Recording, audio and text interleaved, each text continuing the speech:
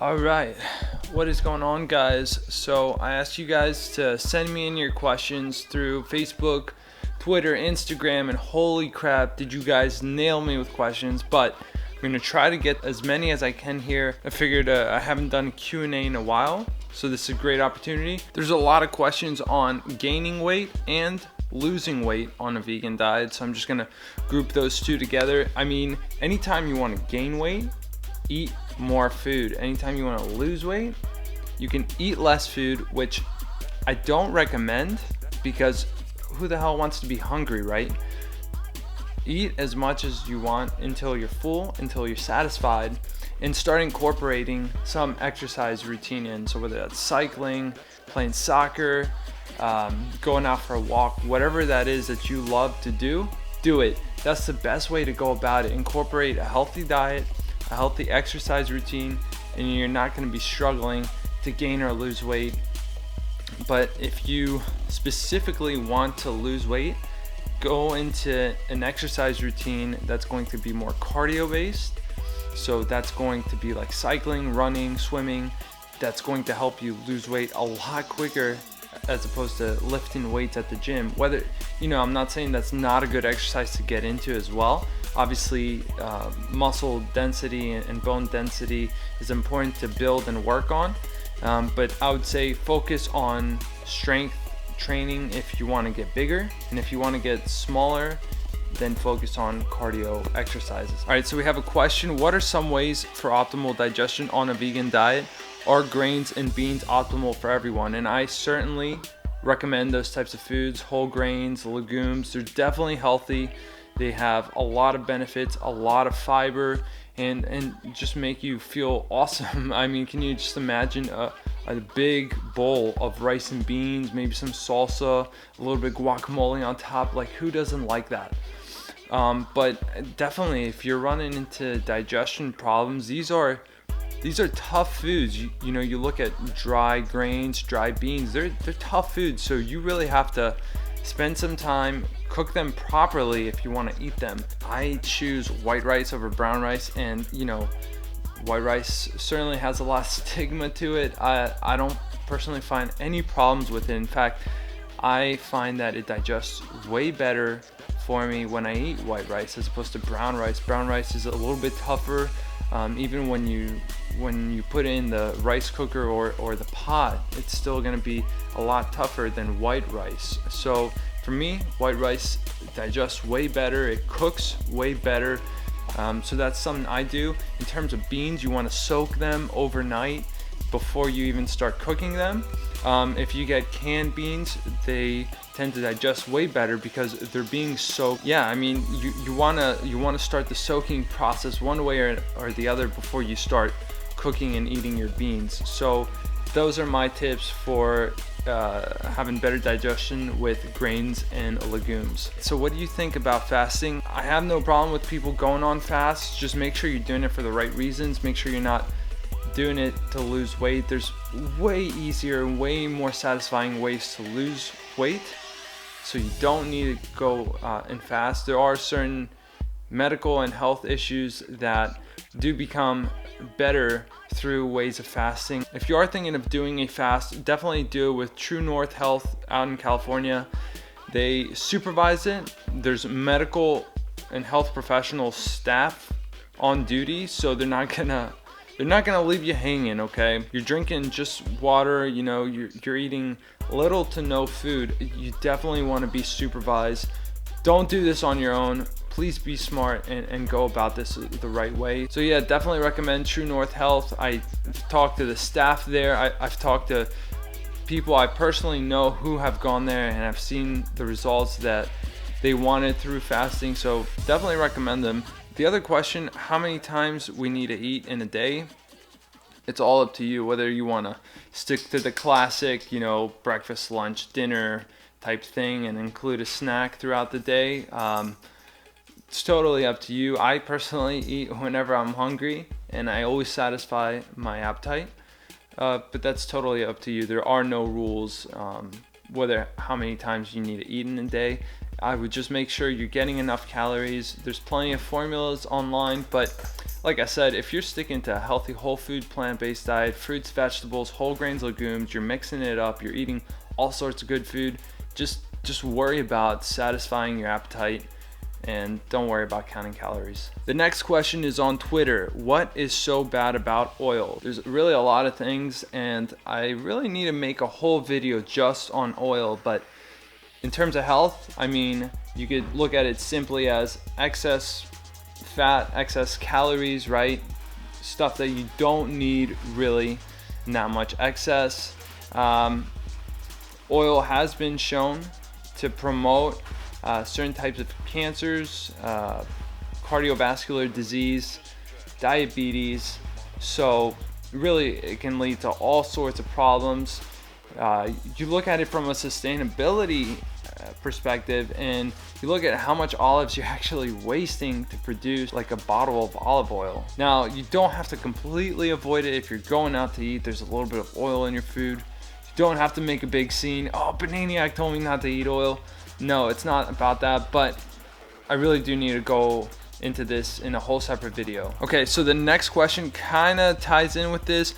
Do you need to remove overt fats like nuts, avocados, etc. for weight loss or acne? I'm aware that Dr. McDougall recommends this. So yeah, Dr. McDougall is definitely one of my biggest heroes, and I follow a lot of the advice he says. I think him and I could both agree that a little bit of nuts and avocados is not going to do you much harm.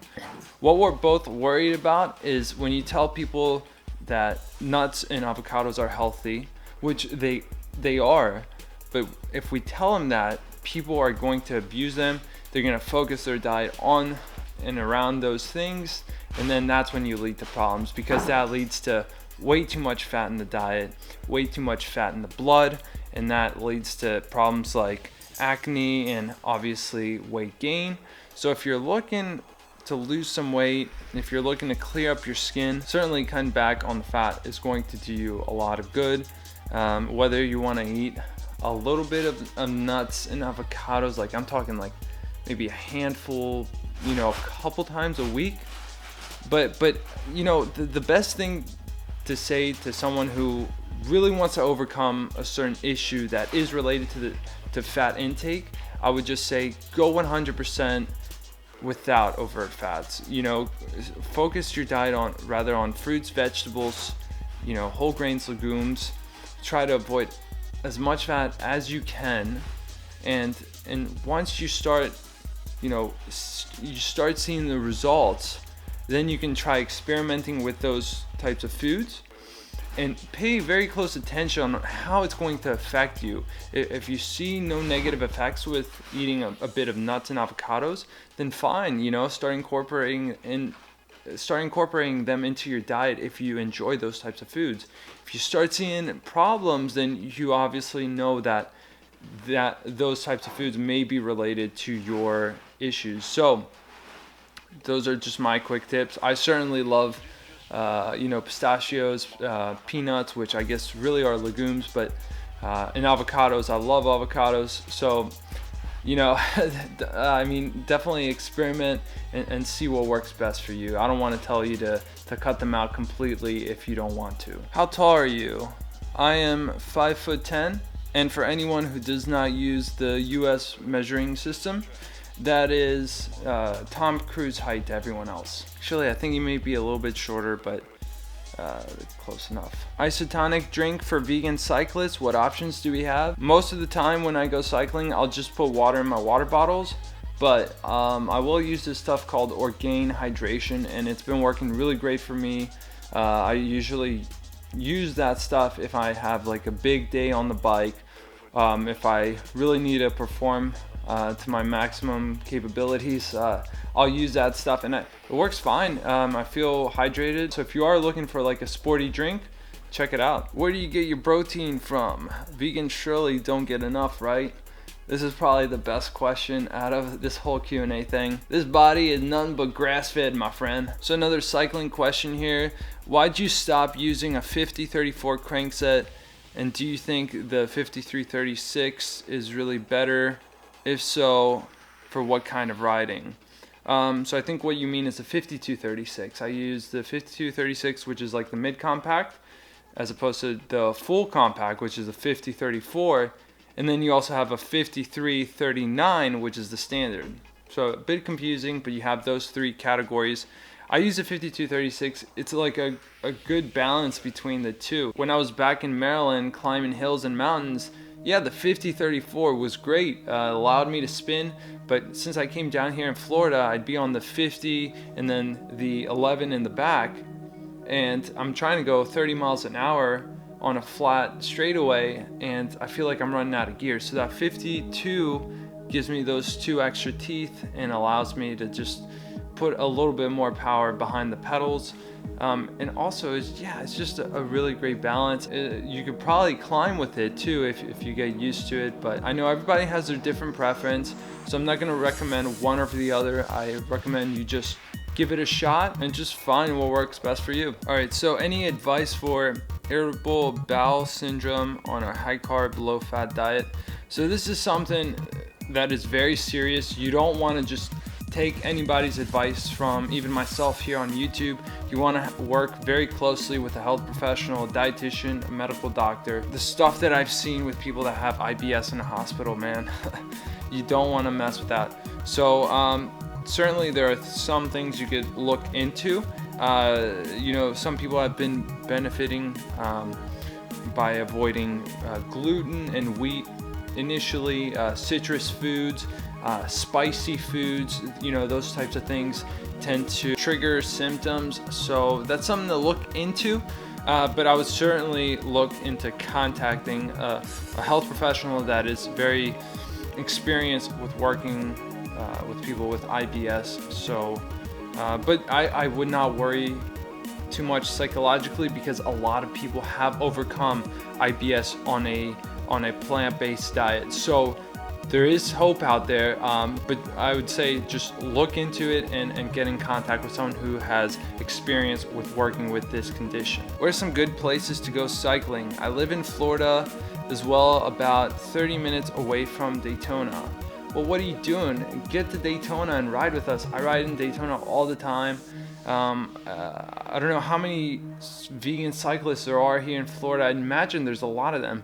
So if you guys want to get like a group ride going sometime, definitely message me.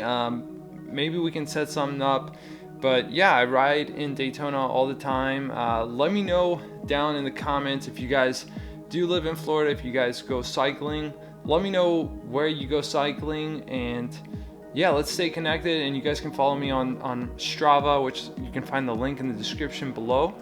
And yeah, let's hook up and ride together. Good bike trails in Orlando area. I haven't ridden much in Orlando. I've done a couple rides, but they're all on the road. I usually ride just on the road. I haven't done any trail rides, unfortunately. Favorite Florida restaurants? I do love Ethos, as you guys I'm sure are much aware of. Let's see, other ones. I was at a vegan festival, or it was the Central Florida Earth Day Festival. I was there last week, and I ate at this place called Veggie Garden. It wasn't too bad. They have a lot of Vietnamese food is what it is. And I also really like Kale Cafe in Daytona. Very good restaurant, family owned, awesome food. I think it's all organic too. So yeah, I'd say those places. I went to one place in St. Augustine called the Present Moment Cafe. Really good, a lot of great raw options if you guys are into that. They also have some cooked stuff as well, and really great smoothies too. So yeah, I'm always open to trying restaurants. Oh, and I don't want to forget Darbster. Darbster down in South Florida, in like the West Palm area.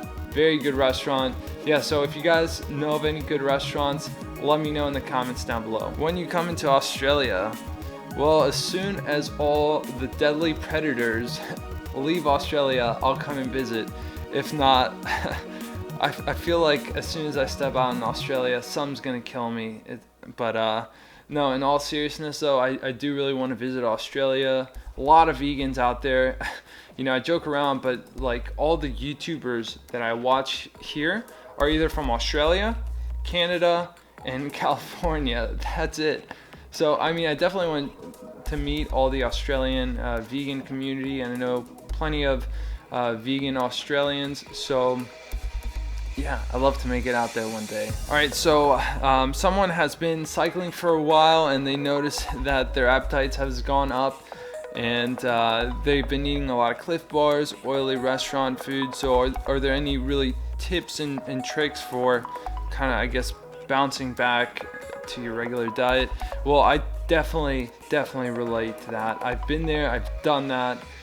You know, once you start cycling, you start burning so many calories, and then you're bound to eat something. You have to eat something.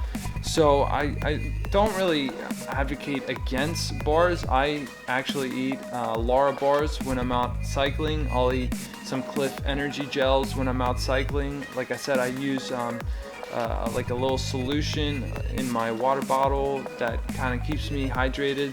So I use this stuff, and I'm not really against it. Certainly it's not whole foods, so that's totally up to you guys whether you want to include it or not.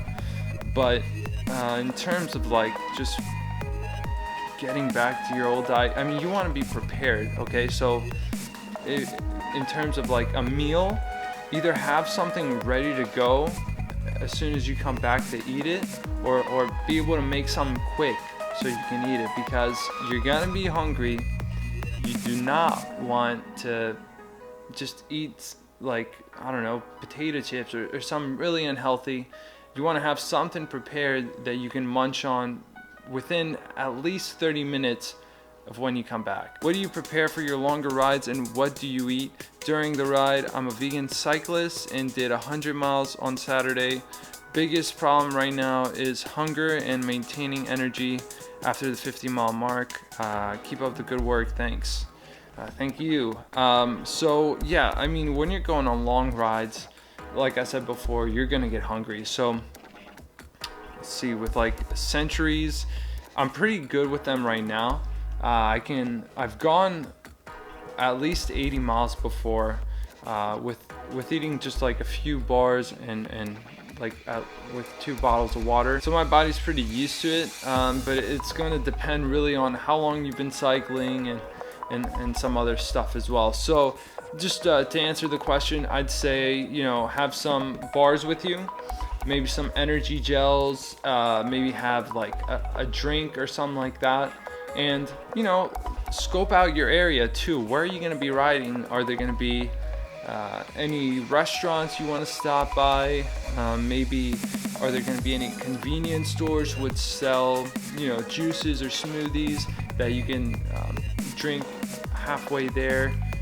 Just kind of scope out your ride beforehand and you know, play it by ear, I suppose. But I'd always have something in your pockets, like bars or energy gels, because the last thing you want is to run out of food. All right, guys, so I definitely did not get to all those questions. I'm looking at my camera right now, and it's about to shut off here soon, running out of memory.